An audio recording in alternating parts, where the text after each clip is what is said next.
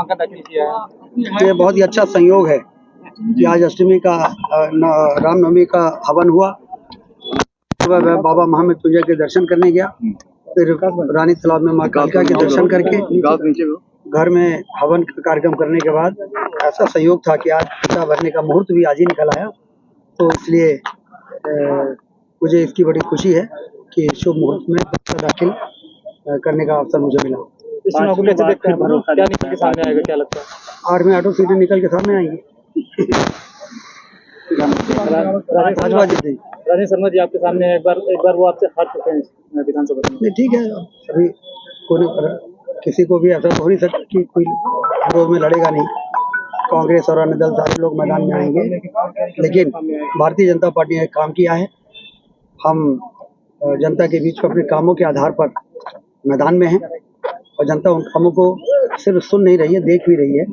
वैसे जनता में उत्साह है और जनता चाहती रीवा में और काम हो और इसके लिए भारतीय जनता पार्टी को आशीर्वाद मिलेगा, ऐसा मुझे भरोसा है। रीवा को विकास का मॉडल बताया जाता है, अब क्या अगला टारगेट होगा, किस तरह से यहाँ पर और धार दी जाएगी?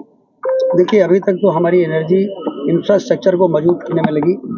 सड़क, बिजली, पानी से लेके और रेलवे और हवाई अड्डा, सांसद जी हमारे बैठे हैं और सबने मिल के सामूहिक प्रयास करके, और वो जो बेसिक इंफ्रास्ट्रक्चर किसी भी क्षेत्र को विकास का पंख लगाने के लिए जरूरी है, वो सारे काम पूर्णता की ओर हैं। सिंचाई की नहरें 3 लाख एकड़ में पहुंच गई हैं, 6 लाख एकड़ में 1.5 साल में पहुंचेगी और फिर आने वाले अगले 3 वर्षों में 9 लाख एकड़ में, यदि मऊगंज जिले को हम जोड़ लेंगे तो 9 लाख एकड़ में जब सिंचाई का पानी पहुंचेगा तो धरती से इतनी दौलत पैदा होगी कि यहाँ का व्यापार बढ़ेगा, यहाँ निवेश आएगा, यहाँ पर्यटन बढ़ेगा और रोजगार के अवसर इतने पैदा होंगे कि नौकरियों के लिए हमारे युवाओं को बाहर नहीं आना पड़ेगा। यहीं पे पर्याप्त हॉस्पिटल, होटल और व्यापारिक केंद्र, आईटी के सारी बड़ी बड़ी कंपनियां यहाँ पर आ जाएं। इसके लिए हम लोगों ने 40 करोड़ रुपए स्वीकृत करा लिए हैं और उन आईटी कंपनीज में और बड़े बड़े इंडस्ट्रीज में रोजगार के लिए स्किल्ड मैन पावर की हमारे रीवा में कमी ना हो, इसके लिए 600 करोड़ रुपए ग्लोबल स्किल पार्क भी मंजूर करा लिया है। उसका भूमि पूजन मुख्यमंत्री जी ने कर दिया है। तो कुल मिला के उद्देश्य है कि यहाँ के नौजवान स्किल्ड हों और यहाँ पर इतने उद्योग आए, इतना पर्यटन बढ़े कि वो लोगों के नामांकन दाखिल किया है। ये बहुत ही अच्छा संयोग है कि आज अष्टमी का रामनवमी का हवन हुआ।